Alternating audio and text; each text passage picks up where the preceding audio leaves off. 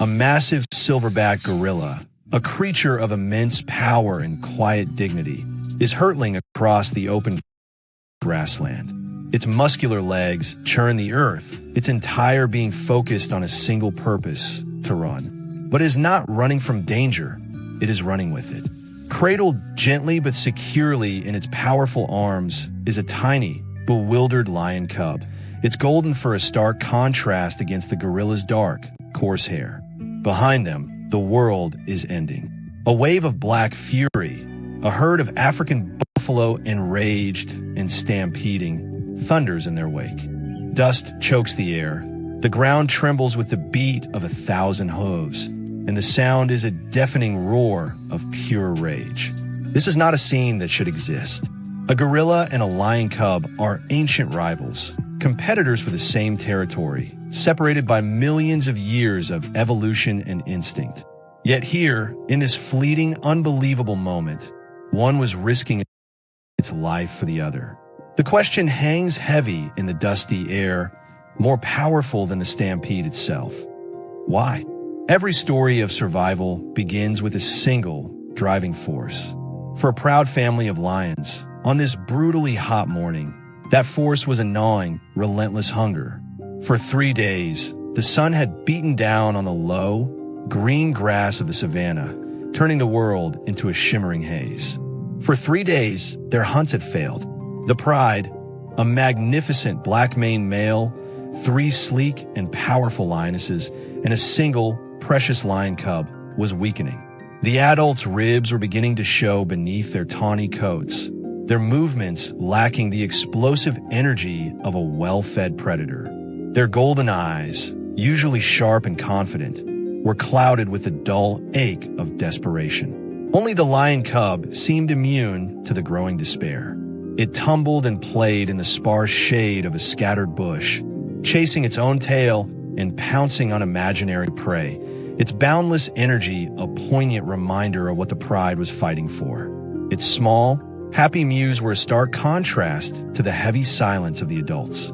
Then the male lion saw them. Through the heat haze, a dark, moving mass, a herd of African buffalo, a fortress of muscle and horn. They were among the most dangerous animals on the plains. A healthy, confident pride would think twice before tackling such a target. But desperation makes gamblers of even the most cautious creatures. A single buffalo could feed them all for a week, restoring their strength and securing the future of their lion cub. A silent, tense communication passed between the 4 adult lions. A flick of an ear, a shared glance, a subtle shift in posture. The decision was made. It was a risk they had to take. With utmost care, one of the lionesses led the lion cub to a dense thicket near a small grove of acacia trees. She nudged it gently, a silent promise to return, before melting back into the grass to join the others. The lion cub, trusting and innocent, watched her go before curling into a tight ball, the distant sounds of its family growing faint as it drifted into a deep, dreamless sleep, completely unaware that it had just been left at the epicenter of a looming disaster.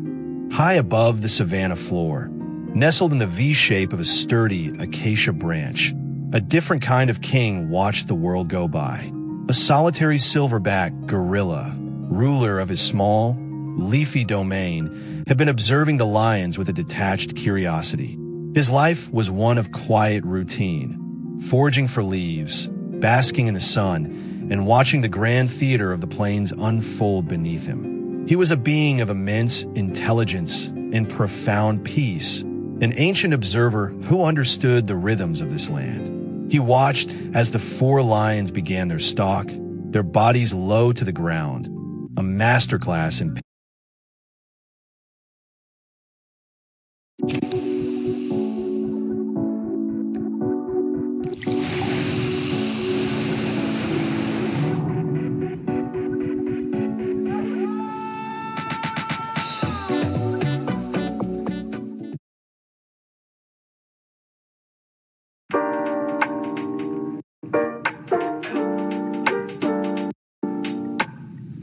IISD experiment with the lakes area, and Ontario, Canada is one of the world's most unique freshwater research sites. Scientists from across the world come here to study freshwater ecosystems. And for these African women in science, it was a transformative experience. It was really breathtaking to witness firsthand and actually see the result or the impact on how these actual experiments are being done there. At IISD ELA, they explored innovative research methods, from sampling fish without sacrificing them to using environmental DMA for freshwater monitoring. When I visited the expert there, it motivated me to advance my studies. And I also borrowed some of their technologies which they are using. Number one, that is greenhouse gas emission. I've incorporated that in my current research. And for these African women in science, the journey doesn't end there. These women are using their experience to drive change in their home countries. Just being mentored by these women scientists enabled me to want to mentor young African women scientists just to foster the culture of women in science, allowing them to apply IISD ELA solutions to Africa's Great Lakes. I am using every parameter in every aspect of that research that I learned there until date. For example, there were experiments on eDNA and water quality. I got insights on long-term ecological monitoring, which I'm currently using to develop a fish welfare training guide for the One Health Development Initiative. Across Africa, women in science are rising, but challenges remain. Right now, women are able to take up space. Of course, I can't say that we are like 100% there, like we have achieved 100% gender equity. No, but I'm glad to record this progress. I feel like we need more mentorship. I feel like we need more empowerment. I feel like we need to bring more women into making decisions and also hear their voice, and also making sure that the voice of women is also incorporated into changing policies and also into managing African Great Lakes. There has been notable progress in terms of representation, with more women scientists taking part in leadership roles. However, we still have challenges like gender biases and limited resources. And to advance, we need to amplify this by ensuring that we increase more mentorship programs and ensure equitable opportunities, as well as to create more platforms that enable women to take part in critical research. You should also be your own advocate and be ready and vigor enough to have the stamina to take up this space and go for these opportunities. But I can guarantee opportunities are there. Just wake up and go for them. African women in science are making waves, one lake at a time.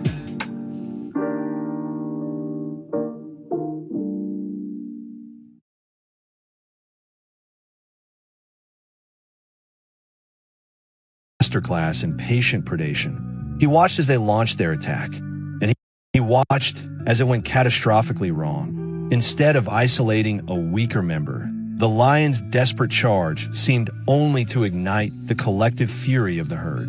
The buffalo didn't scatter, they unified. A low rumble turned into a deafening roar as the entire herd turned, transforming from prey into an unstoppable, stampeding wall of death.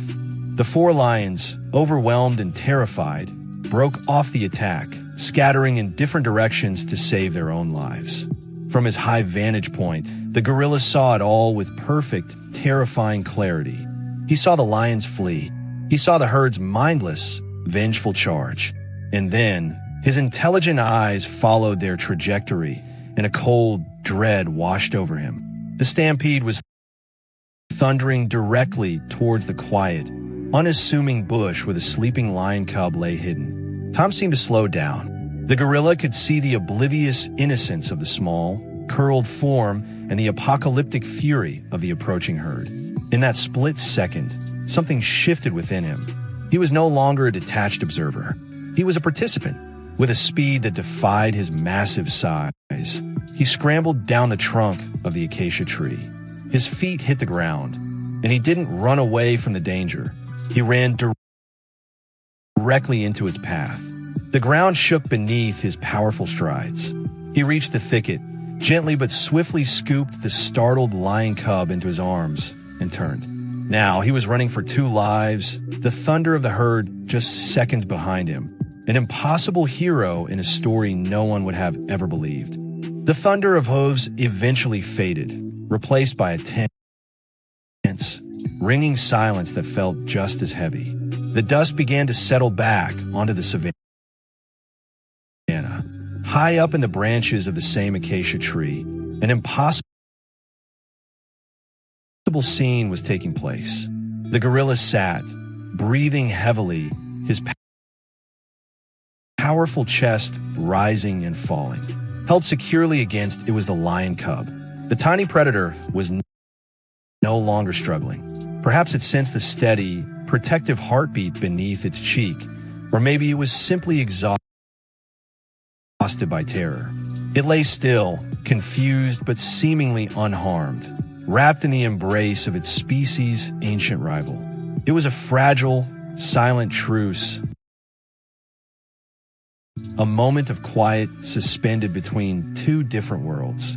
It was this impossible sight that greeted Dr. Iris Thorne. The dedicated American wildlife ranger had been on her daily patrol miles away when she first heard the faint, chaotic rumble of the stampede. Guiding her rugged Jeep by experience and instinct, she arrived to find the aftermath. Her professional, scientific mind, trained to understand the predictable laws of nature, struggled to process what her eyes were seeing. She brought the Jeep to a slow, quiet stop, its engine a low hum in the vast stillness. The sight and sound of the vehicle were enough to push the last of the agitated buffalo into a lumbering retreat, creating an unlikely zone of safety around the acacia grove. A silent, intense standoff began. Dr. Thorne, her hand resting on the steering wheel, was filled with a sense of profound awe and professional concern. She saw the gorilla, not as a brute, but as a guardian. She saw the tiny lion cub, not as prey, but as a precious charge. From his perch, the gorilla watched her back, his deep-set eyes intelligent and assessing. He was evaluating this new element. Was this human a threat? Or was she, somehow, a solution? The entire situation rested on a razor's edge, a delicate triangle of trust between a human, a gorilla, and a lion cub, the innocent, golden-furred center of it all. This is the moment that transforms the story from a shocking rescue into a timeless message of hope. It's where the rigid lines between human, beast, and rival blur into a single, breathtaking act of shared compassion. After several long, silent minutes of observation, the gorilla made a decision. It was a choice that demonstrated an intelligence and emotional depth that defied all textbooks. With a grace that seemed impossible for his size, he began to descend the acacia tree. He did not rush. Every movement was deliberate, calm, and purposeful. With the lion cub still held safely against his chest, he reached the ground, walked steadily towards the ranger's parked Jeep, and did something extraordinary. He gently placed the small lion cub on the grassy earth, a few safe yards from the vehicle. He gave the tiny creature one last, long look, then slowly retreated to the edge of the trees, sitting down to watch. He had passed the responsibility, heart pounding with a mixture of adrenaline and wonder. Dr. Iris Thorne slowly opened her door and stepped out. She moved without sudden gestures, her entire posture communicating respect and gratitude. She knelt beside the lion cub, her voice a low, soothing murmur. Her trained hands quickly and gently checked its limbs, its tiny ribs, its head. Miraculously, the lion cub was completely unharmed, frightened and overwhelmed, but physically perfect. With a final, meaningful glance of acknowledgement toward the watchful gorilla, Dr. Thorne carefully lifted the lion cub into her arms and carried it to her Jeep, placing it gently on the passenger seat. Her mission had changed. It was no longer a simple patrol. Her new purpose was clear: to find a scattered, heartbroken pride and reunite them with their lost lion cub. The video's final, lingering shot is of the Jeep driving slowly away across the vast savanna, a symbol of human compassion at work. But just before the scene fades, the camera turns back one last time to the grove of trees, where a noble, silent guardian sits, watching until the Jeep is just a small speck on the horizon, having built a bridge between worlds that no one knew was possible. This incredible story is a powerful reminder that heroes come in all shapes and species. If you were moved by this gorilla's act of courage, click here to watch our next video exploring the most surprising friendships in the animal kingdom. Don't forget to subscribe for more stories that reconnect us with the wonder of the natural world.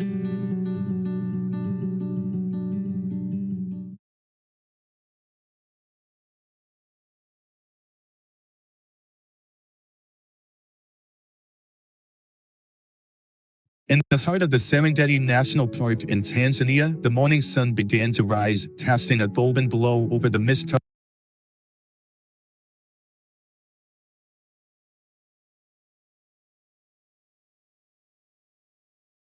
grasslands.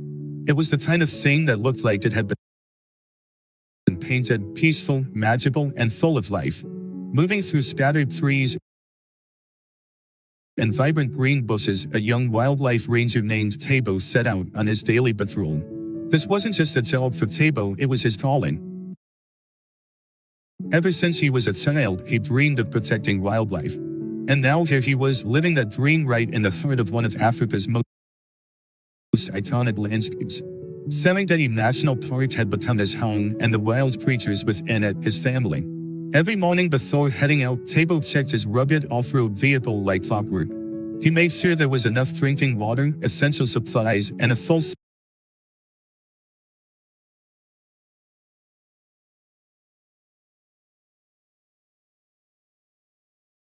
set of medical tools just in case he came across an injured animal.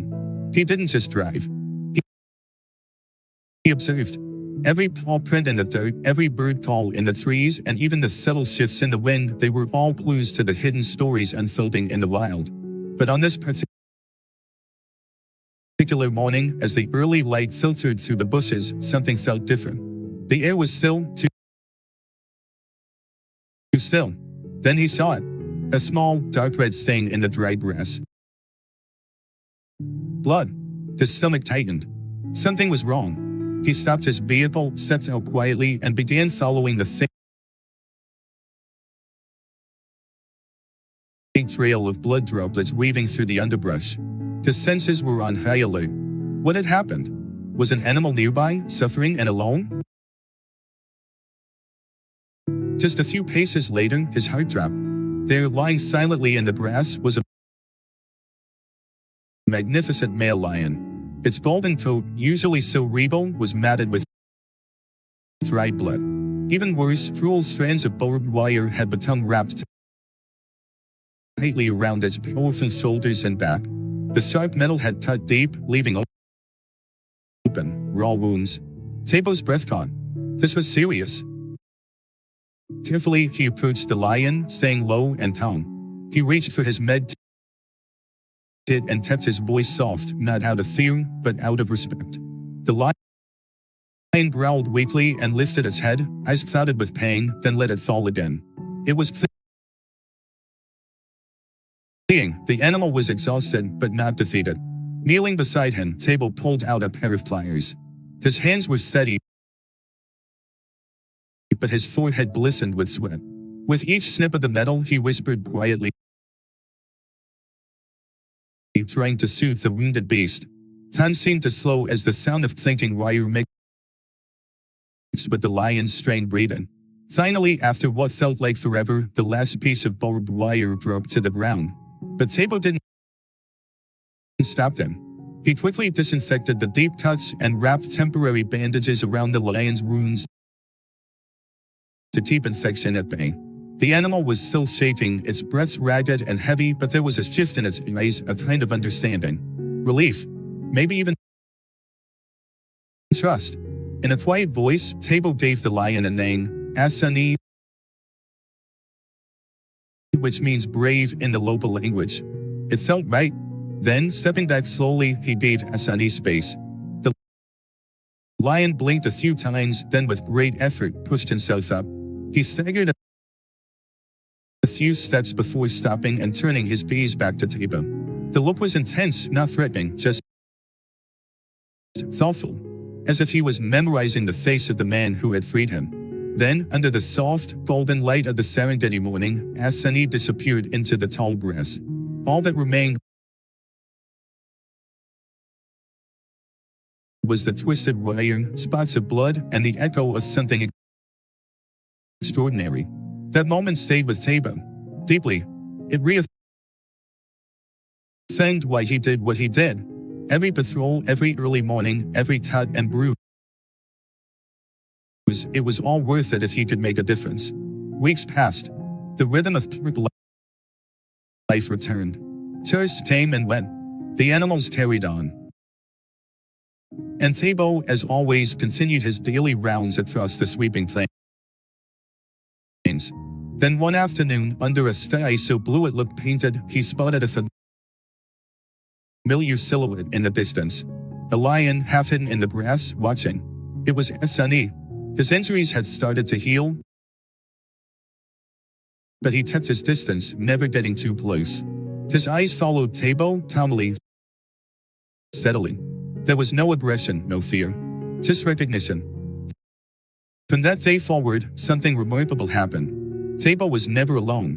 Wherever he went, Asani was not far behind. The other rangers noticed too. They watched as the huge lion followed Tabo's vehicle along dusty roads, keeping a safe distance, never interfering, just watching. At first, some were concerned. A lion trailing a human? It seemed risky. But Tabo knew. He told them not to worry, Asani wasn't a threat. He was a friend. And over time, the others began to believe it too. Asani never made a move toward the tanks, never chased vehicles, never showed hostility. He was simply present. Whenever Tabo stopped to examine animal tracks or check a waterhole, Asani would halt too.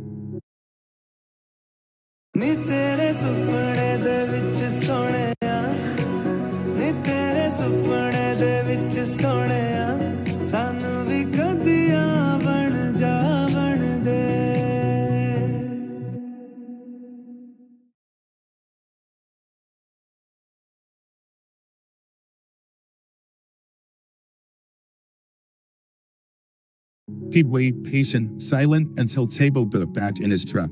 Then he'd follow again like a guardian of the grasslands. Word began to spread throughout the park. Visitors from all over came hoping to catch a glimpse of the legendary bond between a ranger and a lion, a bond built not on dominance but on mutual respect. One evening, as the sun dipped below the horizon, painting the sky with fire and amber, Tabo looked toward a rocky hill in the distance. There, sitting tall and proud, was Asani. He wasn't hunting or prowling. He was just watching. Like he was making sure Tabo got home safe. It was a moment so breathtaking, so pure, it hardly felt real. But as Tabo would come to learn, the wild is full of beauty and is also full of danger. Nature, for all its wonder, is unpredictable. And soon, the peace that had settled over the Serengeti would be shattered. That year, the dry season hit harder than anyone had expected. Water sources shrank. The grass turned brittle under the sun's relentless blade. And in the western region of the park, desperation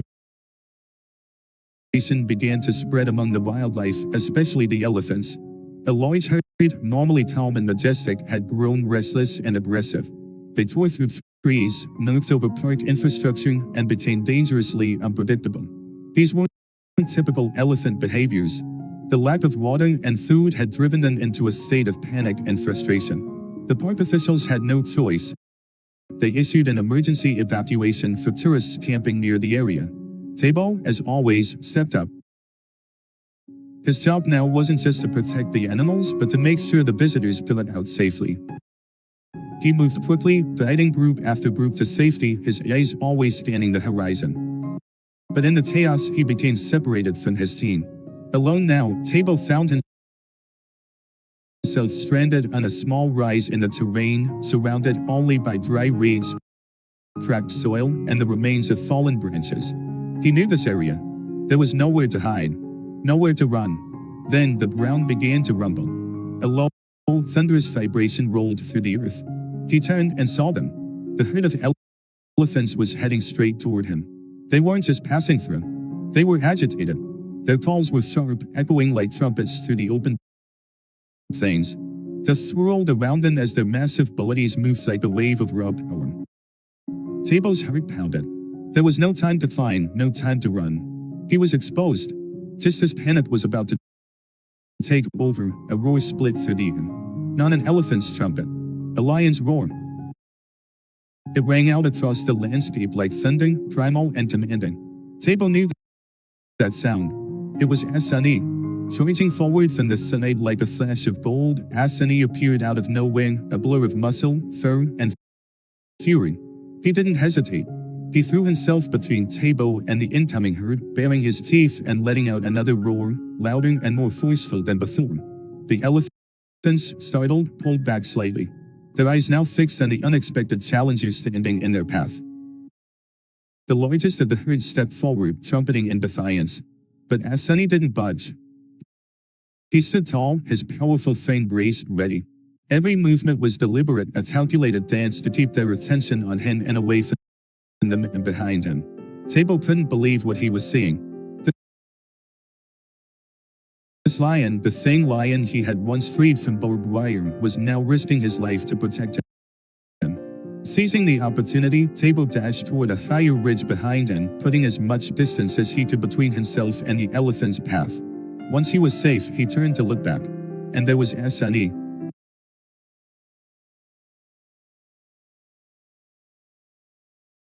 Still standing. His mane rippled in the dry wind, his roars echoing across the Serengeti. He was fearless, unshaken, a true king in his domain. Finally, after several long minutes, the elephants began to retreat.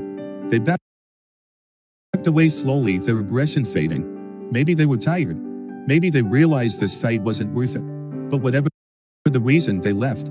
As the dust began to settle, Asani collapsed to the ground, chest heaving, body shaking with exhaustion. Tebo didn't waste a second. He sprinted to his side, kneeling beside him, his hand resting gently on Asani's mane. His voice trembled as he whispered words of thanks, not just for saving his life, but for proving that the bond they shared was something far beyond understanding. Thankfully, Asani's wounds weren't critical. No broken bones, just deep fatigue and some bruising from the encounter. With immense effort, Tebo helped lift the heavy lion into his vehicle and rushed him to the park's veterinary station. The story spread like wildfire. Word got around, a lion had saved a ranger. People didn't believe it at first. A wild animal putting itself in harm's way for a human? It sounded like something out of a fairy tale. But the staff at the park knew it was real. They had seen the bond forming over the weeks. And now, the legend of Asani and Tebo had become something unforgettable. Over the following days, Asani remained under close observation at the vet station. He was weak but stable. And every time Tebo entered the room, the lion would lift his head slightly, looking eyes within, as if to say, "I'm still here." Visitors started pouring into the park, hoping for a glimpse of the famous lion and the ranger who had earned his loyalty. Wildlife experts and conservationists were stunned by the story. Not just because of the dramatic rescue, but because of what it revealed about the emotional depth of wild creatures. Asani made a full recovery, and when he was strong enough, he returned to his territory. But that didn't mean goodbye. Every patrol Tebo went on after that, he felt it, the presence. Somewhere in the shadows, among the trees, behind a distant hill, Asani was watching, protecting. The two of them didn't need words. Their connection had gone beyond anything spoken. It was built on moments of pain, courage, and trust. At night, around the campfires, the park staff would tell the story of Tebo and Asani to new recruits and guests. It had become something more than just a tale. It was a symbol. A reminder that sometimes the wild isn't just about survival, it's about connection. And every morning, as the sun crept over the Serengeti once again, Tebo would climb into his vehicle ready for another patrol. And far off, hidden in the landscape, a lion would rise too. Watching, guarding, waiting for the next chapter in a story that had already become legendary. Seasons passed, but the story of Tabo and Asani only grew stronger with time. Every so often, during Tabo's patrols, he'd catch a glimpse of him. Asani, perched atop a ridge, half hidden in the grass, his golden mane catching the sunlight. He never came too close, never interrupted. He simply watched. And somehow, that silent presence brought Tabo more comfort than any words ever could. There was a rhythm to it now, almost like a ritual. Tabo would make his rounds, inspecting the land, checking water points, ensuring the herds were safe and the tourists careful. And somewhere along the way, Asani would appear.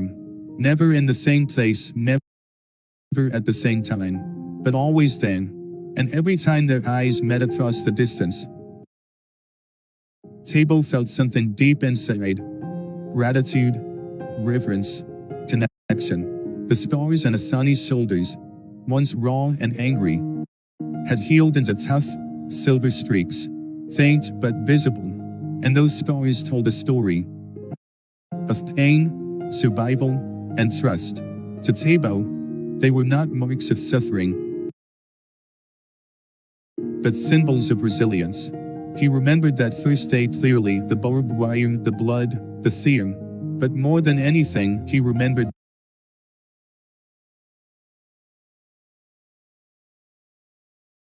the choice. The moment Asani could have lashed out in pain but didn't.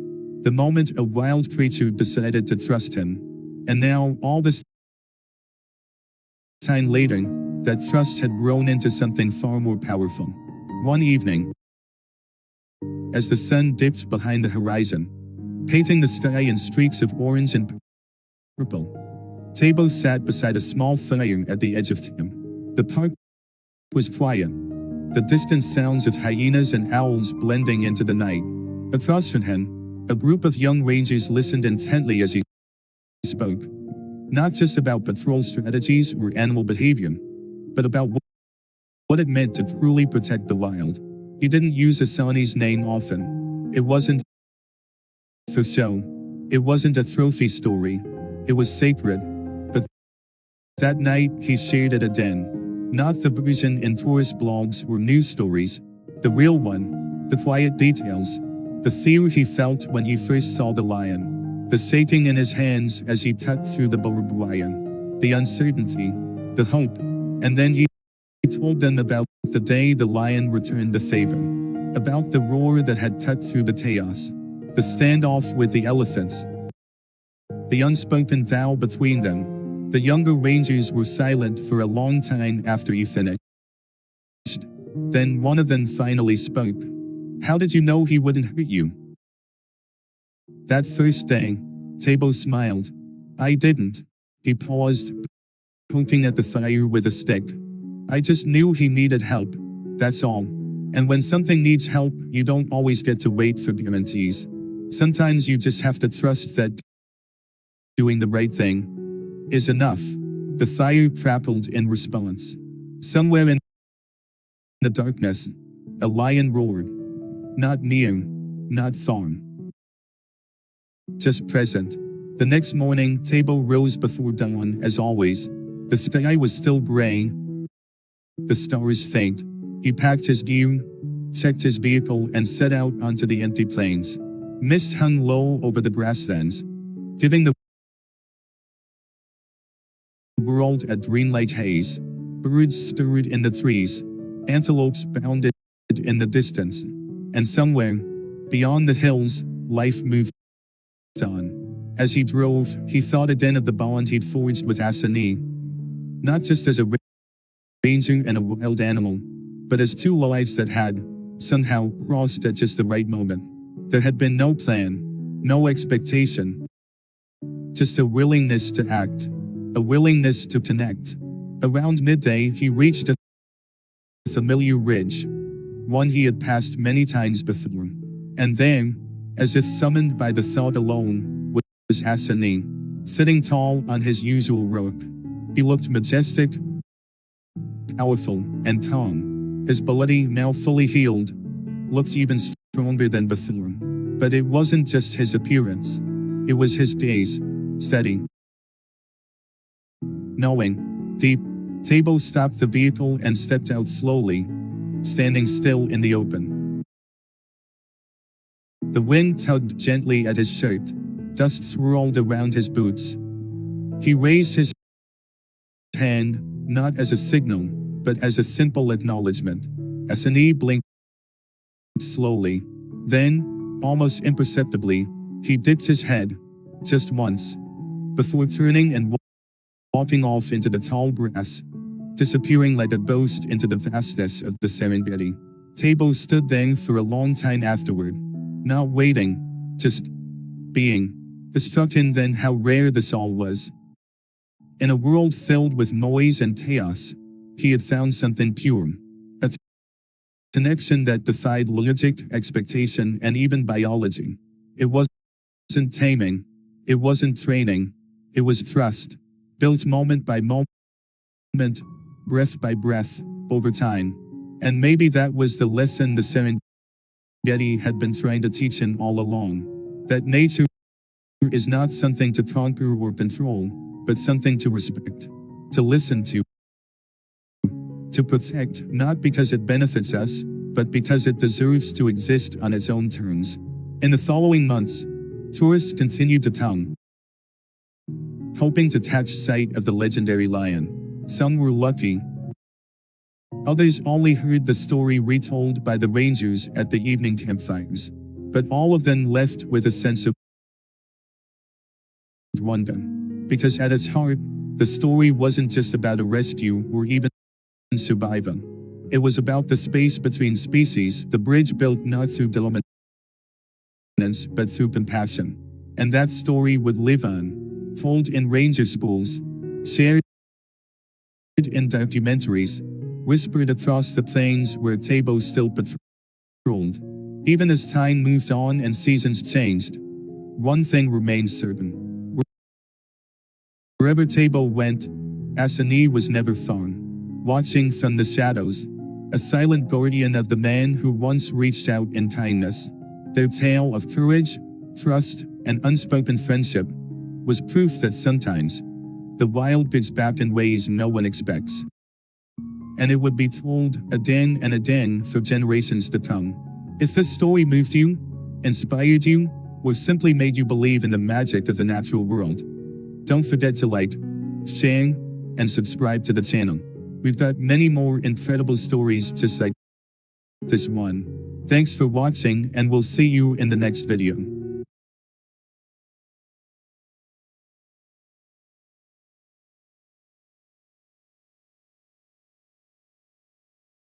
Hey everyone! Today I want to tell you a powerful story, one that really touched me. It's the kind of story that makes you stay up and think about the connection between humans and wildlife. This is about a man named Makosi Selatu, a veterinarian who lives in a small,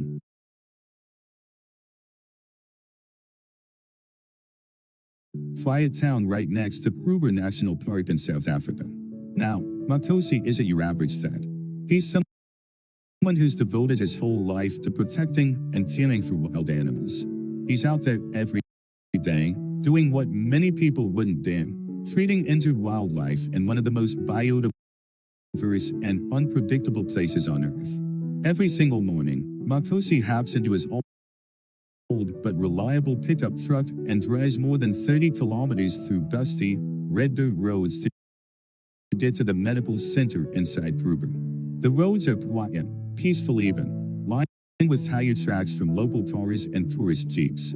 Some mornings he'll pass by a curious monkey or hear the distant roar of a lion. It's a wild place, but to Makosi, it's home. So, that morning, everything felt like just another regular day. The air was cool, and there was that familiar sense of calm that comes just before sunrise. Makosi was driving, alert as always, ready for anything. And then, something unusual caught his eye. Lying just off the side of the road were two leopards, a large adult and a tiny cub. The bigger one, clearly the mother, looked completely worn out. She was groaning, breathing heavily, clearly in pain. The cub was curled up right next to her, eyes wide, filled with fear. Cars kept driving past, slowing down to look, but not stopping. Most people probably didn't know what to do, or they were just too scared. But Matosi, he pulled over immediately.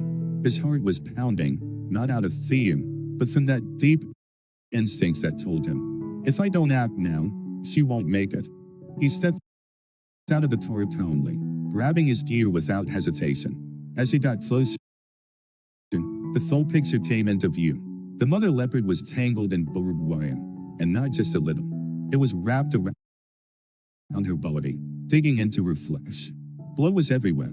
You could tell she'd been like that for a while. The tail was letting out these soft cries, like it was calling for help, but didn't know what to do. And as Matosi moved closer, something incredible happened. Despite the fear, both leopards didn't try to run or attack.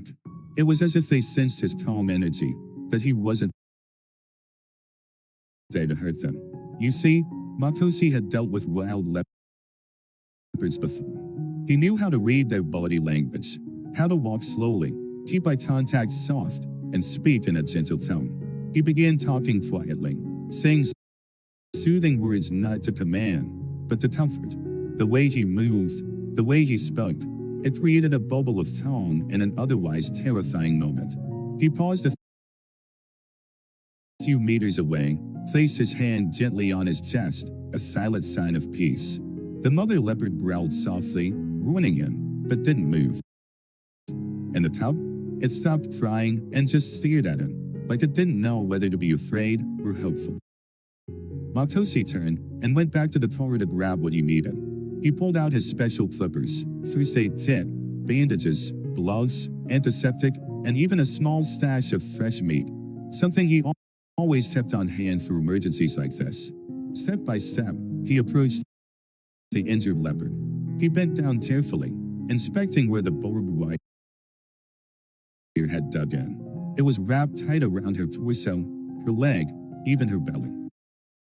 Deep cuts were still bleeding. It was brutal, but what really struck Matosi wasn't just the physical wounds. It was the emotional connection between the two animals. Every time the mother let out a pained groan, the cub would nuzzle closer to her, like it was trying to comfort her. Matosi knew there wasn't much time. Slowly, he began cutting through the wire. Thump! The sharp sound of steel echoed in the silence. The leopard flinched, but didn't lash out. With each snip, more of the wire came loose, but the job was far from easy. His gloves quickly turned red with blood. The wire had embedded itself so deeply, he had to be extremely precise not to make the wounds worse. Now and then, he paused, not just to rest, but to gently stroke the leopard's back, to talk softly, to remind him, it's okay. You're safe now. Even the cub seemed to understand. It just watched from nearby, not moving, not interfering. 15 minutes passed, then 20. Finally,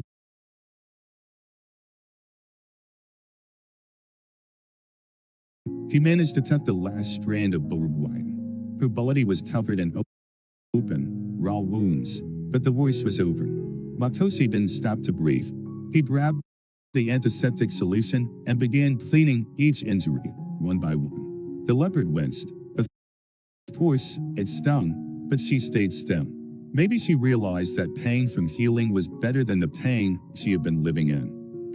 He kept working, disinfecting, drying the wounds, wrapping them in white bandages, one after another. His hands were steady, practiced. His voice stayed calm, and all the while, the cub rested its little head against its mother's leg, those big eyes watching everything. Once the wounds were treated and bandaged, Matosi stood up and took a step back. He scanned the area to make sure no sharp metal was left behind. Then he went to the truck and returned with the fresh meat. He placed it down gently, not too close. At first, both leopards were weary. The mother looked at him, almost as if asking, "Can I trust this?" And when she saw no threat in his eyes, the cub was the first to move. It darted forward, sniffed the meat, then began to eat, still keeping one eye on its mom. Moments later, the mother leopard joined in.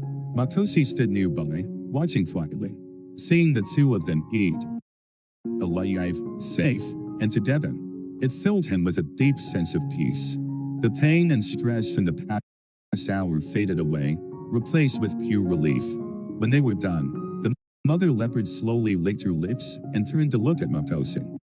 Not with fear, not with suspicion, but with something that felt a lot like gratitude. He took a few steps forward to check the bandages one last time. And to his surprise, she let him. She stood up, still limping, but alive. The tub followed her closely, still cautious, but no longer terrified. Before they disappeared into the forest, both leopards turned one last time to look at Matosi. It wasn't just a glance, it felt like a thank you. No words, of course. Just a silent, powerful connection that needed no translation. After that quiet, emotional bit-bone, Matosi just stood there for a moment, right in the middle of the red dirt road. The forest around him had gone still again, like it was holding its breath. He took a deep breath too, trying to steady himself. His gloves were still soaked in the mother leopard's blood, a reminder of how close she'd come to not making it. And even though the danger had passed, the image of her, trapped, bleeding, eyes full of pain, was still fresh in his mind. Matosi knew he couldn't just walk away. That barbed wire wasn't supposed to be there. In the wrong place, at the wrong time, it could kill. So, before doing anything else, he gathered every last piece of wine, pulled it tightly, and stuffed it into a bag in the back of his truck. There was no way he was leaving it behind. As of that, and more importantly, as someone who truly cared about wildlife, he couldn't let that kind of trap be out in the open where another animal might suffer the same fate. Once everything was packed, he climbed back into his pickup. The engine coughed a little. It always did, but then roared to life. He turned back onto the road and continued the trip toward the medical center inside Kruger. But this time, the drive felt heavier. His hands still trembled slightly from the adrenaline. His mind replayed the rescue over and over. Could I have gotten there sooner? Are there more chaps out there? Will she make a full recovery? Questions like these were buzzing through his head. The rest of the road was mostly quiet. A few birds chirped here and there, and the sunlight was starting to break through the trees. By the time the old truck rolled up to the gates of the medical center, Matosi looked completely worn out. His face was tired, his clothes dusty, and his eyes still carried that intense, focused look. As soon as he pulled in, his co-workers came out to meet him. They saw his expression and immediately knew something serious had happened. One of them called out, "Everything okay, Matosi?" He gave a small, tired smile. 2 leopards. A mother and her cub. The mother was trapped in barbed wire, bad injuries. Within minutes, they had him inside, pouring water, offering food, and asking for the full story. And Matosi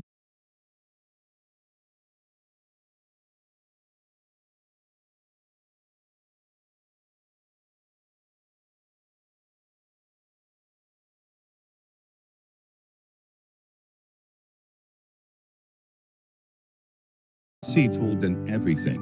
How he found them, how the cub cried out, how the mother didn't attack, but let him help, and how deeply embedded the warrior had been. Everyone in the room went silent when he talked about how the cub rubbed its head against its mane during the worst of the pain. You could tell, it hit them hard. He finished the story with one clear message. We need to send a team back then, not just to check on the mother leopard, but to search for more barbed wire. There could be other animals in danger. The staff didn't hesitate. They nodded and started making plans. Someone grabbed a radio to alert the rangers. Another wrote up a report for animal protection services. And someone else started coordinating a vehicle with the right tools for removing dangerous materials along that stretch of road. One of the newer vets, a bit shaken, asked, "Matosi, weren't you scared? That was a wild leopard." "You went in alone." Matosi leaned back, resting his hands on the table, still wearing the same bloody gloves. He replied softly, "Of course I was alert, but fear can't stop you when a life is at stake. And I've worked with leopards before. I understand their rhythm, their instincts." Then he looked around and added with a small smile, Next time though, I'll call for backup. Promise. There were a few light chuckles. But beneath that, everyone knew it wasn't a joke. What he did was incredibly risky, but incredibly brave. After the meeting, Matosi went to the washroom, pulled off his gloves, and stood at the sink.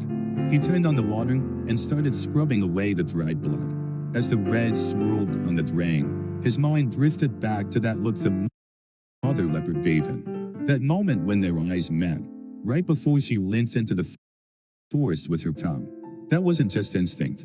That was a silent thank you. And it meant everything. Later that afternoon, he sat down to make a call to the local animal protection authorities. He gave them the exact location of the barbed wire trap, described the leopard's condition, and urged them to send a team out immediately. The voice on the other end of the line sounded concerned. That's not the first case we've had near that road, the officer said. We'll send someone out to investigate today. Thanks for acting so quickly.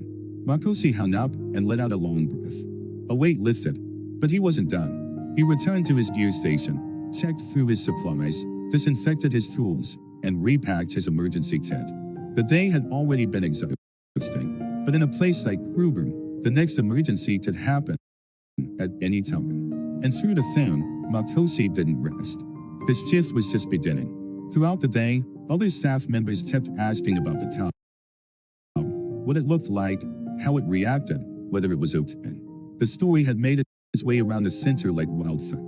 Everyone was touched by the image of a tiny leopard sticking by its injured mom, refusing to leave. There's something so raw and universal about that kind of loyalty, mother and child, even in the animal world. One of the senior rangers came by later and said, Makosi, you did more than save a life. You reminded all of us why this work matters. Makosi just nodded. He didn't need praise. He wasn't doing this for glory or headlines. For him, this was a calling. His mission, he didn't become a vet to get rich or famous. He chose this path because he believes in the bond between animals and humans. And because he knows, deep down, that every rescue matters, even if no one else ever hears about it. That night, after a long shift, Makosi sat outside the center, looking out at the trees. The stars began to peek through the darkness above. Somewhere out there, that mother leopard was resting, bandaged, fed, and, hopefully, on her way to recovery. Her cub was with her, alive and safe. And that image alone gave Makosi the strength to get up the next morning and do it all over again. Night had fully settled over the Kruger landscape. The wind rustled softly through the trees. Crickets chirped in the background. And Makosi, he was still wide awake. Even after such an intense day, physically draining, emotionally overwhelming, he couldn't sleep.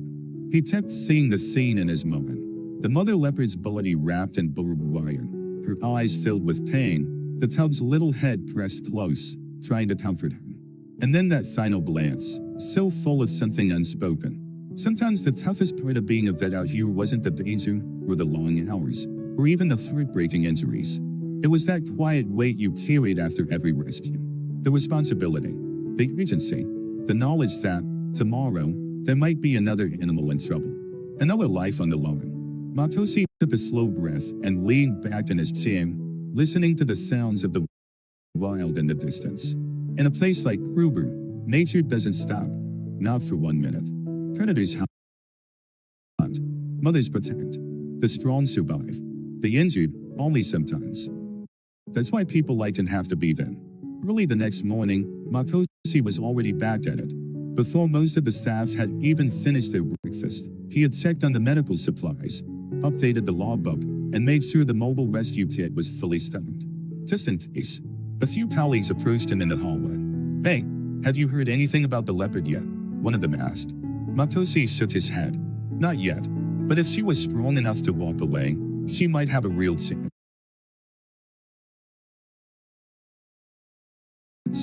They all hoped so, but out here, there were no guarantees. No cameras, no applause. Only the wild, and whatever you brought to it.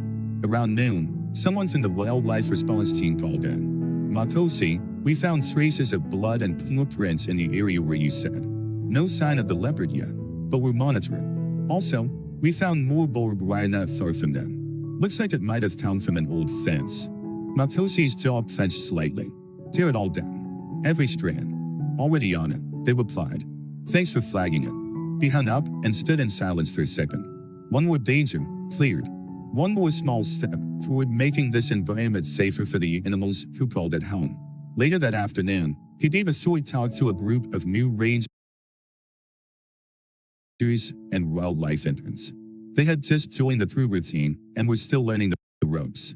Matosi didn't normally like speaking in front of groups, but today, he felt like he needed to say something. He stood in front of them, holding up a piece of barbed wire. This, he said, doesn't belong in a place like this. And yet, it's everywhere, left behind from farms, fences, or careless construction. To some people, it's just metal. But to a leopard, or a rhino, or an elephant, it's a death trap. He told them the story, not dramatically, just honestly. How he found the mother and her cub. How he approached, what he used, what he felt. The pain, the connection, the risk, the reward. And this job, he said finally, isn't just about treating wounds or giving shots. It's about being present. In the moment. In the wild. In the silence. Sometimes you'll feel powerless out there. But you won't be. Not if you remember why you're doing it. The room was quiet. No one was scrolling through their phones or glancing at the clock. They were all looked in, eyes wide, taking it in. One of the young interns raised her hand. How did you know she wouldn't attack you? Matosi smiled gently. I didn't. But I knew how to listen. Not with my ears. With my eyes, my body. Animals don't speak in words. But they speak. Loudly. You just have to slow down long enough to hear them. That evening, he finally got a moment to rest. He stepped outside the center again, like he always did when the day ruined him. The sky was painted orange and gold. The trees casting long shadows over the ground. He looked out at the bush, eyes scanning the distance. Somewhere out there, a mother leopard was hopefully healing. Maybe by now, she'd even found a safe spot to rest. Maybe the cub was curled up next to her, both of them asleep under the stones. It was impossible to know for sure, but for Matosi, it didn't matter. What mattered was that they got another chance. He pulled out a small notebook, something he always kept in his pocket, and jotted down a few notes. Barbed wire removed. Leopard's wounds treated. Cub unharmed. Report submitted. Still breathing. Keep going. It wasn't poetry. It wasn't dramatic. But it was his way of grounding himself. A daily log, not just of the facts, but of the fight. A reminder that every action, every rescue, every step forward mattered. Now, if you stayed with me this far, you might be wondering why this story feels so personal, why it resonates so deeply. And here's why. This isn't just about wildlife. It's about what it means to him, to act, to see something suffering and do something about it. Matosi isn't famous. He doesn't have millions of followers or viral videos. But what he does, day after day, matters more than most people will ever know. And stories like this, they deserve to be told, not because they're flashy, but because they're real. So if you ever feel small or powerless, but like you can't make a difference, remember this. A single person, a vet with a pair of gloves and a calm voice, saved a mother leopard from dying alone on the side of the road. And in doing so, he reminded the rest of us what it means to be human. If you found this story moving, please like the video, subscribe to the channel, and hit that notification bell. Not just for more wildlife stories, but to support the quiet heroes out there who do this work, even when no one's watching. Thank you for spending time with me today. Until next time, take care of each other and our planet.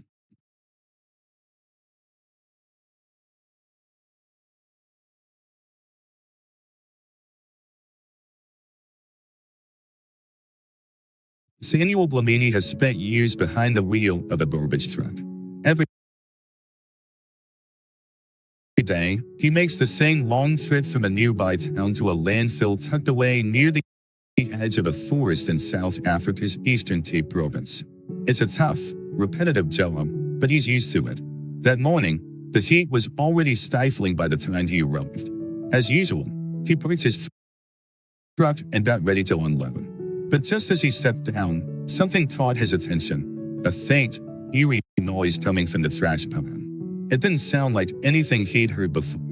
It was low, shaky, like a broken groan hidden beneath plastic bags and torn rags.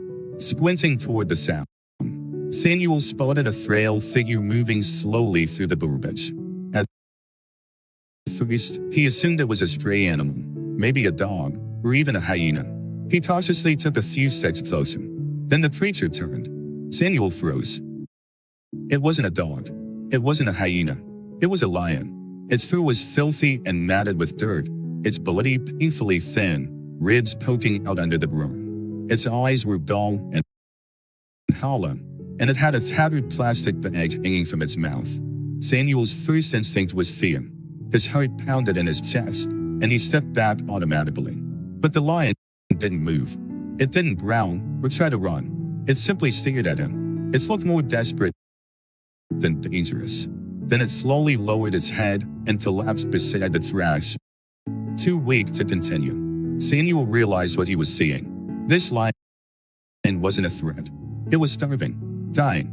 Without wasting a second, he fumbled for his phone and called the local wildlife rangers at the SHA'BAAN Reserve. His voice trembled as he explained the situation. There's a lion here. It's eating garbage. It's going to die if no one helps. The ranger on the line assured him that a rescue team would be dispatched immediately. 30 minutes, tops.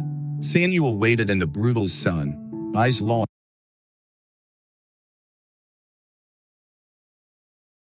on the barely breathing lion. He wasn't sure if it would survive that long. In all his years of work, he had never seen anything so heartbreaking. The helplessness in the animal's eyes was unlike anything he'd felt before. He stayed put, quietly standing guard, hoping it would hang on just a little longer. Soon, a pickup truck arrived. 2 rangers from the SHA'BAAN Wildlife Conservation Center stepped out, Victor Masito and Joel Kumala. Samuel hurried over and quickly pointed to the lion lying in the garbage heap. The men were stunned by what they saw. Victor stood frozen for a moment, speechless. Joel crouched down to take a closer look. It's still breathing, he said quietly. Barely. They rushed back to the truck, retrieving a tranquilizer gun, soft ropes, and Lori's netting. Samuel kept his distance, silently praying things wouldn't go wrong. Victor calmly approached the lion and carefully injected the sedative into its hind leg. The lion didn't resist. It just groaned faintly and sank deeper into sleep. Within moments, it was completely still. Joel wrapped a blanket around the lion's legs and with Victor's help, gently lifted the body.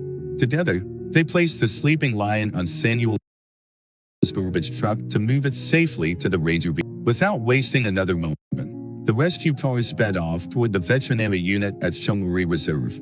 As the vehicle disappeared down the road, Samuel watched with a mix of worry and hope. He wasn't ready to leave just yet. At the reserve, the team was already in position. A group of vets and nurses stood ready at the emergency entrance. The lion was carefully placed on a stretcher and wheeled inside. The head vet quickly administered an injection to stabilize its heartbeat and ordered a full physical assessment. One of the veterinarians, Dr. Lena, noticed something off right away. The lion's belly looked oddly swollen. She suspected there might be something lodged inside. An ultrasound and endoscopy confirmed her fear. There were several foreign objects inside the lion's intestines, including a nylon bag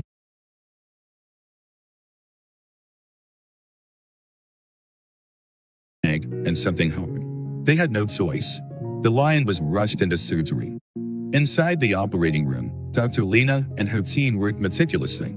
Over half a kilogram of thrash was removed from the lion's stomach, proof of how desperate it had become just to survive.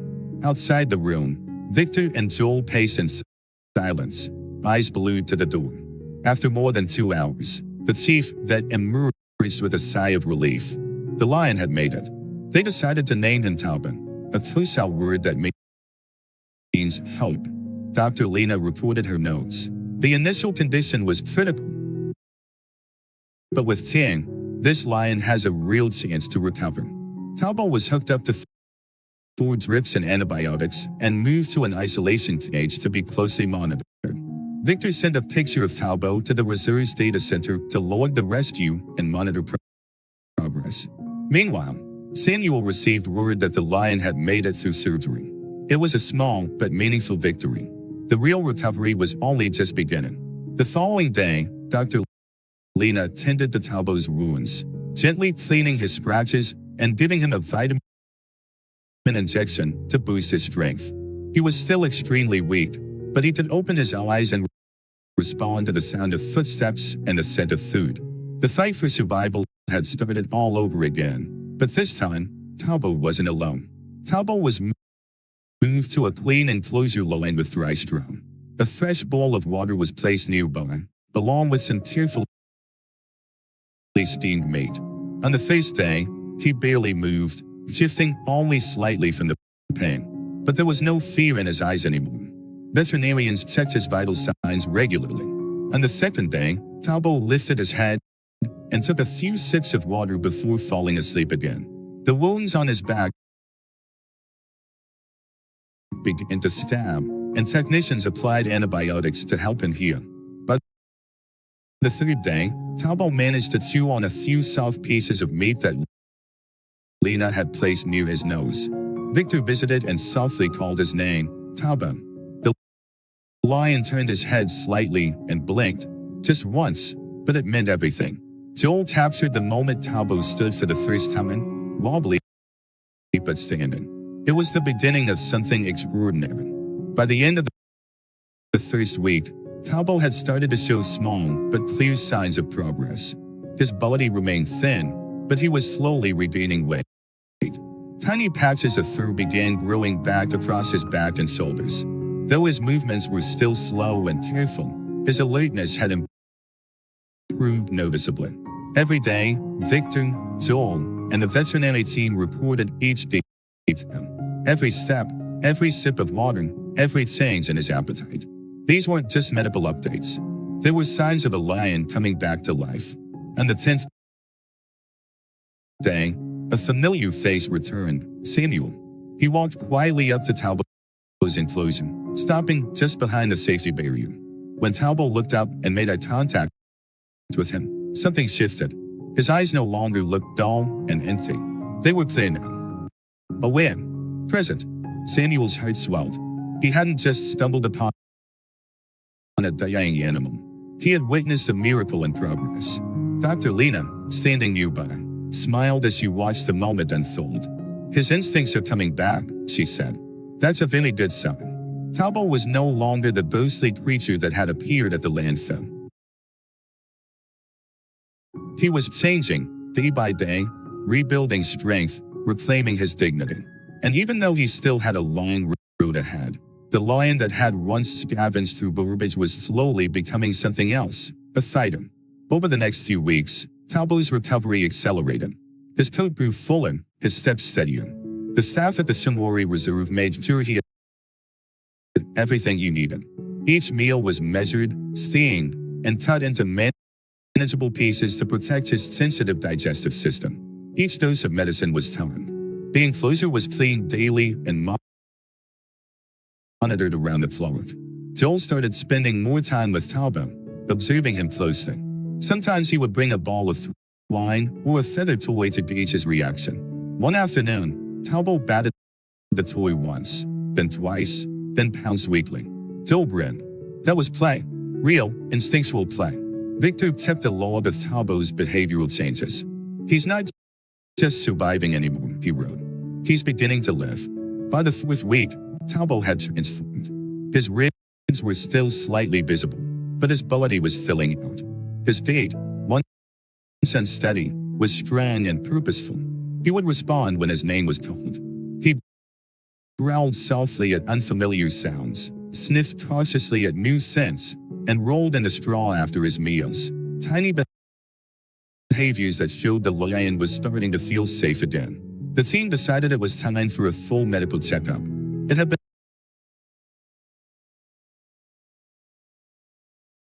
almost a month since the surgery, and they needed to know if Thabo was ready for the next phase of recovery.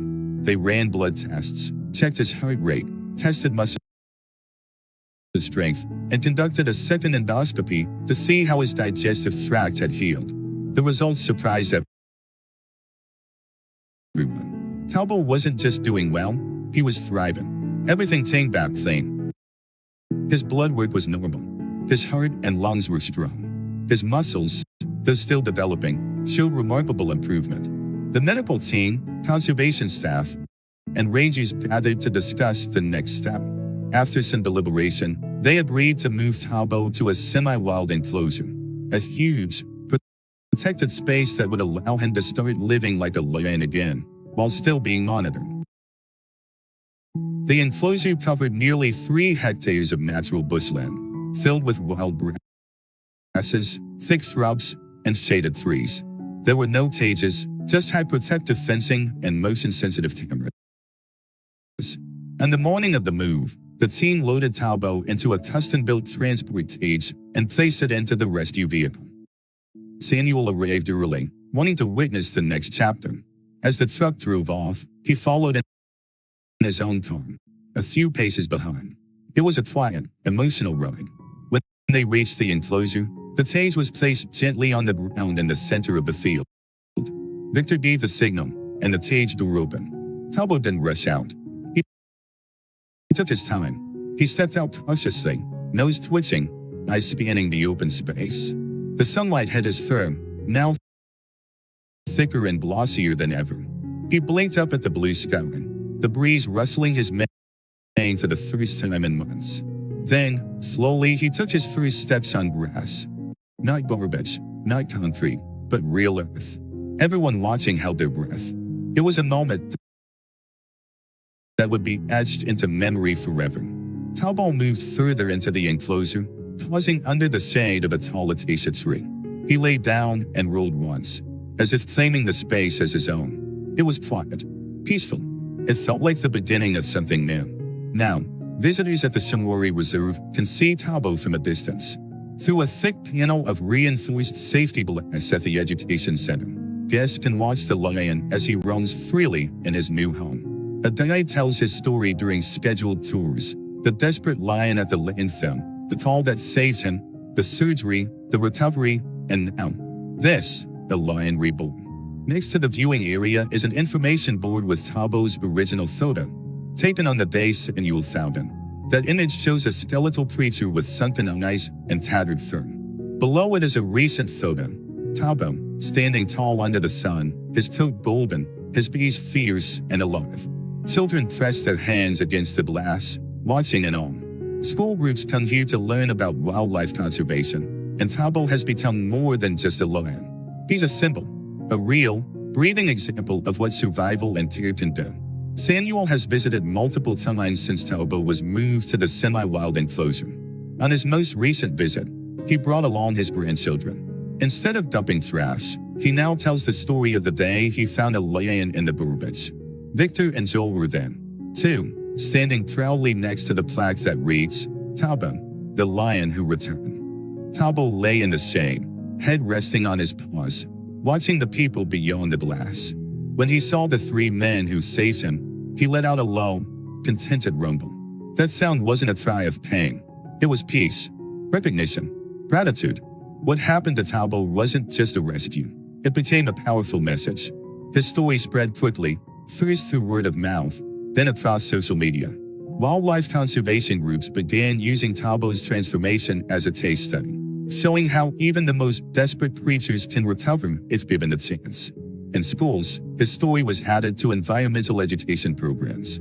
Kids wrote essays and drew pictures of the lion who once ate garbage and now roamed in golden grasslands. And Thabo, he was thriving.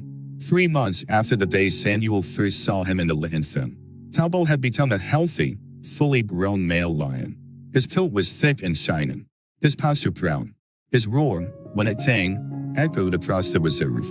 Visitors from across the country, and even abroad, began making special trips to Shumwuri just to catch a glimpse of him.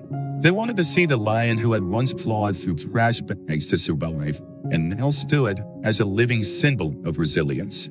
Talbot no longer needed constant monitoring. He knew his territory.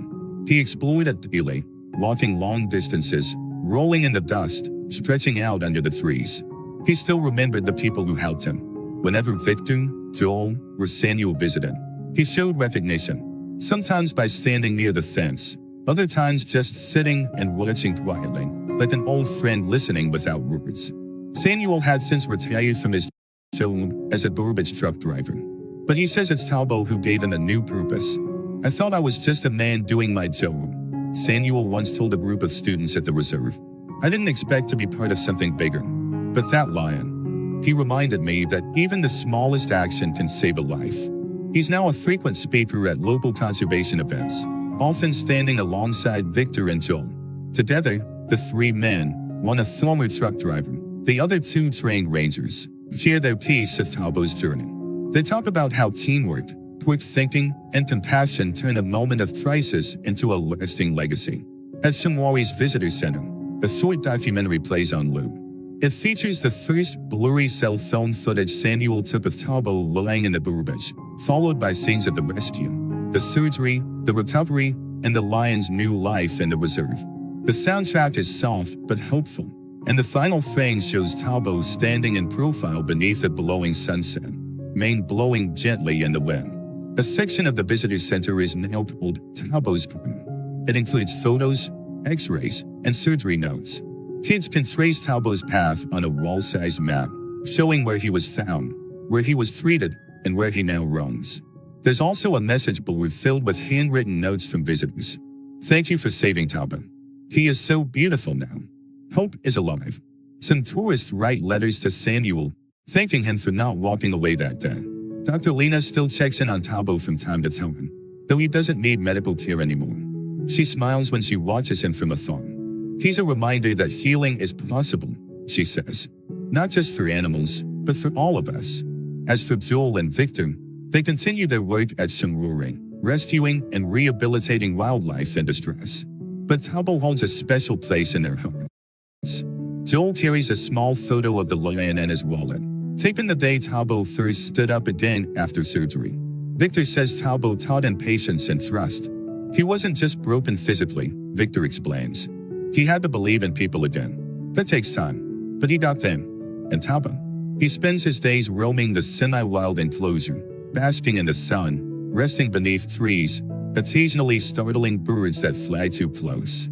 At dusk, he finds a favorite rock and watches the sky turn from gold to deep purple. Sometimes he roars, lion, deep, proud. Other times, he simply sits quietly, as if listening to the world he merely lost. When children visit the reserve and ask the guides about the lion behind the glass, the answer is always the same. That's Talbot. He's not just a lion. He's living proof that second chances matter. Some days, when the wind is right and the light is soft, Talbot walks close to the edge of his enclosure and looks out toward the people gathered there.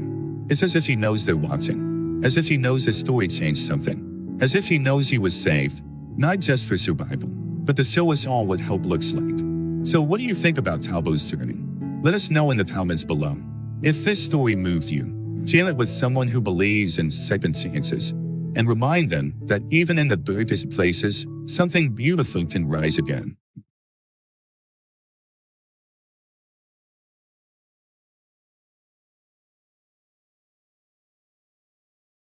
Dalbur village lies across the dry plains of Odisha, where life revolves around seasonal farming. Here, Bola, a male elephant, spent over 20 years in captivity, forced to haul wood and carry farm produce.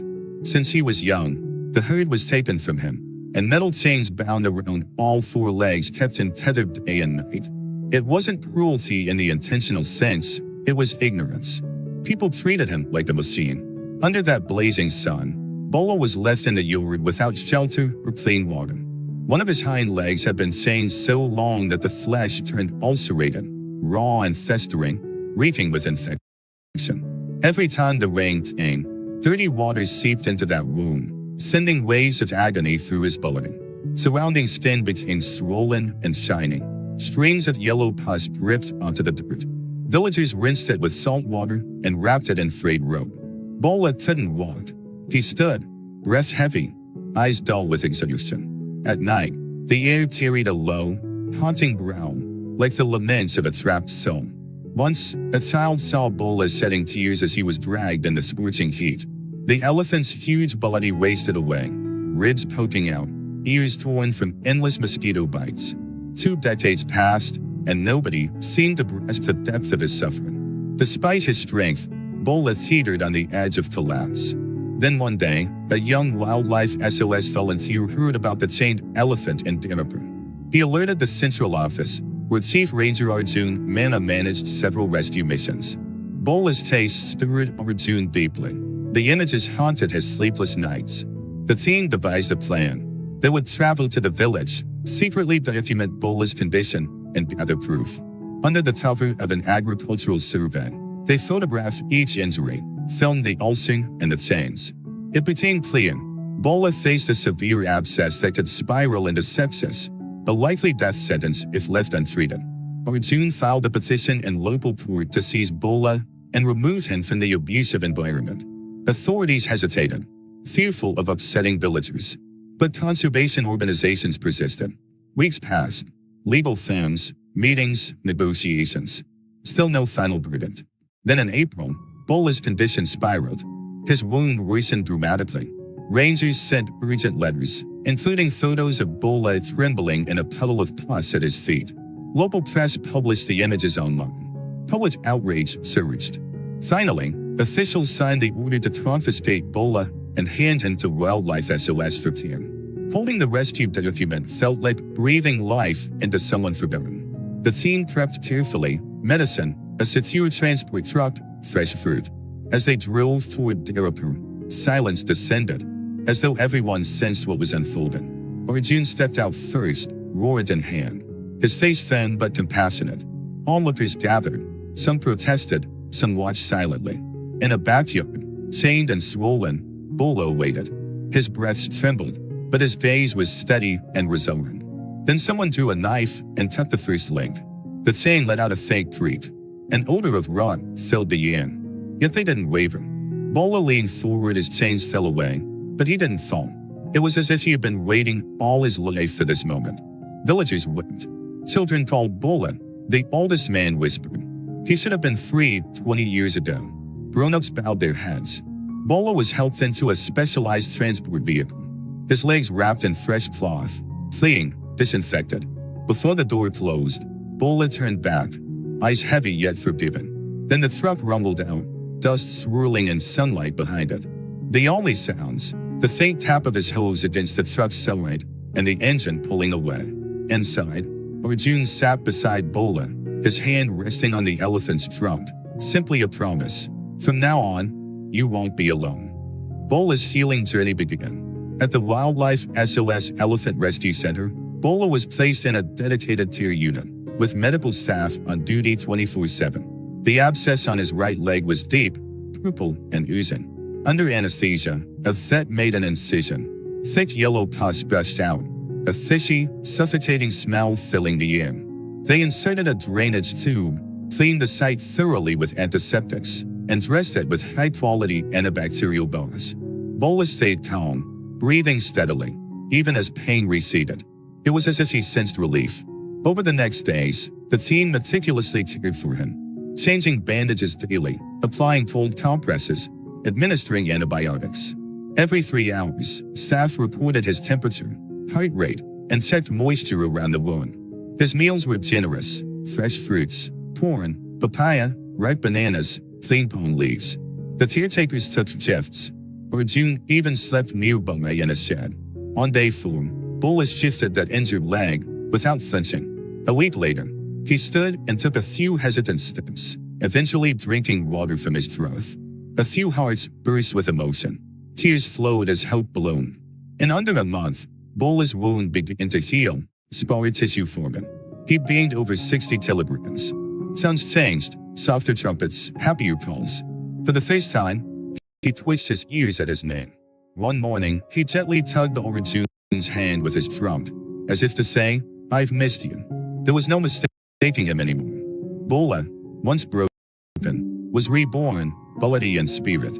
Once fully healed, Wildlife SOS prepared to release him in the semi-wild at Sindapa Forest, a vast green refuge with screens, ancient trees, and a herd of 7 stable elephants. Before release, Arjun walked Bola through the area to familiarize him with his new surroundings. At first awkward, Bola soon took to the cool grass. A female elephant approached, snorted softly, gently wrapped her trunk around his, a welcome. Gradually the rest of the herd gathered. Curious, but kind. Bola integrated swiftly, walking with the herd into the forest. His steps became steady, confident, no longer trembling or bowing his head. He swayed his ears and let out a deep, powerful growl. The scar remained, but as a memory, not pain. Arjun watched from a wooden fence as Bola disappeared into the leafy canopy. He smiled. After days of struggle, healing, and hope, the story had reached its rightful conclusion. Bola was no longer a tool. It became a respected being among the splendor of nature. Rangers still patrol the forest. Whenever they spot Bola and the herd in sunlit ravines, Bola waves his trunk like a greeting to lost kin. From chains to freedom, suffering to love, Bola's life turned a new page. A legend born of resilience, and a symbol of hope for many more. Arjun continues his rescue work, carrying Bola's memory as proof. Hope endures. The Wildlife SOS Rescue Center, nestled away from the chaos of human life, became a haven not only for Bola, but also for many other elephants with stories just as heartbreaking. But Bola's story stood out, not just for the severity of his condition, but for how long he had been forgotten. While most rescued elephants took time to adjust, showing signs of fear, aggression, or withdrawal, Bola was different. He seemed to trust instantly. It was as if his spirit had already broken years ago, and now, finally, someone was piecing it back together. Over the next several weeks, Bola underwent a carefully coordinated recovery process. His leg dressing changed multiple times a day. The infection began to subside, thanks to strong antibiotics and proper hygiene. Staff documented every step, taking photos, monitoring his weight, watching for changes in his appetite and mood. Food became a highlight.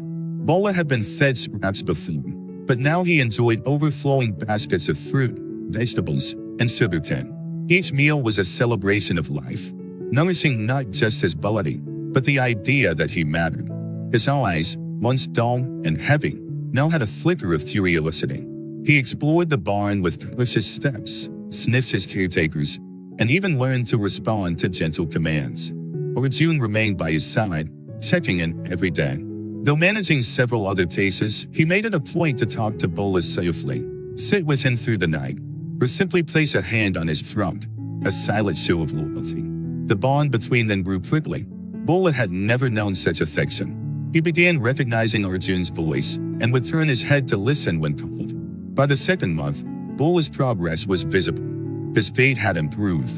The wound had almost completely closed, and scar tissue had grown over the site where infection once festered. His weight gain continued, and so did his confidence. He trumpeted now, a sound that echoed across the sanctuary, loud and clear. It wasn't a cry of pain, it was a call of strength. Bola also began socializing with other rescued elephants. Some, like Latone and Ronnie, were older and gentle, making them the perfect companions for a recovering bull. At first, Bola stayed at a distance, watching from the fence. But one morning, to everyone's surprise, he reached out with his trunk, touching trunks with Ronnie in a friendly gesture. It was a small act, but a big step toward healing. The caretakers watched this gift closely. For a creature who had known only chains and commands, Bola was learning what it meant to just be, to enjoy space, kindness, and choice. His body healed, yes, but his spirit was beginning to soar. Meanwhile, Arjun and the Wildlife SOS team had been preparing for a more permanent solution. While the sanctuary was safe, it wasn't where Bola truly belonged. The ultimate goal was to reintroduce him into the semi-wild, where he could reclaim his instincts and possibly live among a herd again. The Sandapa Wildlife Sanctuary was chosen carefully. Located not far from the rescue center, It was a lush reserve filled with bamboo roofs, streams, and open terrain. A small but stable herd of elephants already resided there, wild but used to the presence of humans. It was the best chance Bola had at a real life in the wild. But reintegration wasn't simple. Before release, Bola had to be assessed for compatibility. Could he survive without Constantine? Would he be accepted by the herd? How would he react to the environment? So they started slowly. Short walks with rangers through the fringes of the forest. Exposure to new sounds, bird calls, rustling leaves, distant animal cries. For the first few outings, Bola hesitated. Ears up, trunk raised cautiously. But he didn't bolt or panic. Each day, his steps grew bolder. On the fourth outing, something special happened. A wild elephant from the resident herd wandered toward the path where Bola stood. The team froze, unsure of what would unfold. The two elephants stayed for a long moment. Then the wild elephant let out a soft rumble. Bola responded. Slowly, the distance closed. They touched trunks briefly, an elephant's way of greeting. That encounter changed everything. Bola was now seen not just as a rescued animal, but as a potential member of a herd. Plans to release him were fast-tracked. Before the big day, the rescue team gave Bola one last health check. He passed every marker. His infection was fully healed, strength had returned to his legs, and his temperament was stable. The transport was scheduled for the following week. On the morning of the release, Arjun stood beside the transport truck once more, just as he had on the day of the rescue. Only this time, there were no chains, no fear. Bola walked freely up the ramp, head high, tail swinging slowly behind him. As they reached Chandaka, the air felt different, alive. Birds darted through the skyline, sunlight spilled over tree branches, and distant trumpets echoed from the deeper forest. They opened the gate slowly. Bola didn't rush out. He paused, sniffed the air, and took a single, heavy step onto the earth. Then another, and another. As he moved farther away, a group of elephants appeared from the thicket. Some were cautious, others came closer. And then, the same female from before approached, trumpeting softly. She wrapped her trunk around us again, like welcoming someone home. The moment was surreal. Bola stepped deeper into the group. No pushing, no growling, just quiet acceptance. Then, with a few gentle nudges, the herd turned and began moving. Bola followed. His walk was different now, steady, proud. He wasn't being pulled or pushed. He wasn't carrying anything. He was just walking, surrounded by his own kind, at peace. Arjun stood behind the fence, hands resting on the wooden rail. His eyes didn't leave Bola for a second. He didn't call out, didn't wave. This goodbye didn't need words. Bola didn't look back. He didn't need to. He knew he was safe. As the herd disappeared into the forest, Arjun smiled, tears in his eyes. "You're home now," he whispered. Bola's story might have started with chains, but it ended in freedom. In the weeks following Bola's release, rangers from Wildlife SOS made routine trips into Chandaka to check on him. Armed with binoculars and soft footsteps, they scanned the ravines, hoping to catch a glimpse of the once broken elephant now living wild. And every time they spotted the herd in the distance, under the shade of tall trees, near the glistening streams, Bola was there. Not at the edge, not alone. Right in the center, moving in rhythm with the others. Grazing, bathing, thriving. He'd changed. Not just physically. His muscles were fuller, his ears healed, but in spirit. He no longer flinched at sudden sounds. He wasn't cautious. He was content. And whenever the rangers appeared, Bola would raise his trunk and wave, like a long-lost friend saying hello. It became a symbol for them, a reminder that their work mattered, that it worked. Bola's story began circulating across India and beyond. Photos of him once emaciated and sane, now standing tall among trees, stirred hearts everywhere. His transformation was more than emotional. It became a rallying cry for ethical treatment, wildlife preservation, and compassion. Wildlife SOS used Bola's case to strengthen their advocacy. They spoke at schools, universities, and local councils, using his journey as a living example of how much damage ignorance could do, and how much change love and science could bring. In some villages, new regulations were introduced to protect working animals. More elephants were reported, more were rescued. But Bola remained special. His case was one of the longest documented recoveries. 20 years of captivity turned into freedom through relentless effort. Arjun often referred to Bola in training seminars, telling young rangers, "This is why we don't give up." In quiet moments, Arjun would return to Chindago alone. He never brought a camera or binoculars. He'd just walk, following familiar trails. And if he was lucky, Bola would appear. Not always up close, sometimes just a silhouette beyond the misty grove.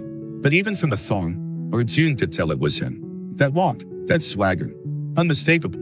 One day, standing at a ridge that overlooked the valley below, Arjun watched Bola nudge a younger elephant forward, gently guiding it toward the stream. That's when it hit him. Bola had become a leader. Once a victim, now a protector. And Arjun smiled to himself. That image, that single scene, was everything. The people of Deopur hadn't forgotten even. After Bola's rescue, something changed in the village. Conversation started. People reflected. Some of them, especially the older men and women, spoke to NGOs and journalists about how they had misunderstood what they were doing. What they thought was tradition was actually harm. A memorial stone was later placed in Deopur with a carved image of Bola, standing tall, ears spread, trunk raised. Underneath, it read, "Not forgotten, not broken, forever free." Children would come to touch the stone, and elders would tell them Bola's story, not with shame, but as a lesson, a legacy. Even years later, when new rescues took place, the Wildlife SOS team found themselves comparing each case to Bola. He became their benchmark, their symbol, their silent motivator. And for Arjun, Bola wasn't just another mission. He was the turning point. He'd seen suffering before. He'd witnessed neglect. But Bola's endurance, his quiet strength, had shapen him. It made him more than a ranger. It made him a believer in redemption. One evening, Arjun was asked during a press interview, "What's the one thing Bola taught you?" He paused, looked at the camera, and said quietly, that it's never too late. Not to heal, not to love, not to change a life. Now, when elephants trumpet in Chindago and leaves rustle in the breeze, there's a chance Bola is among them. Ears twitching at the sound of footsteps, trunk lifted to test the air. Still free, still wild, still remembering. And somewhere, across the Indian plains, a boy who once saw an elephant crying might now hear stories of how that same elephant found his home again. Bola's journey didn't end with freedom. It started a ripple, a wave of awareness, empathy, and action that continues to this day. He may be silent now, blending into the forest, but his story speaks louder than any roar.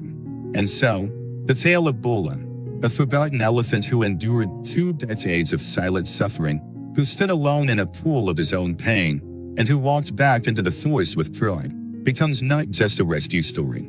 It becomes a legend.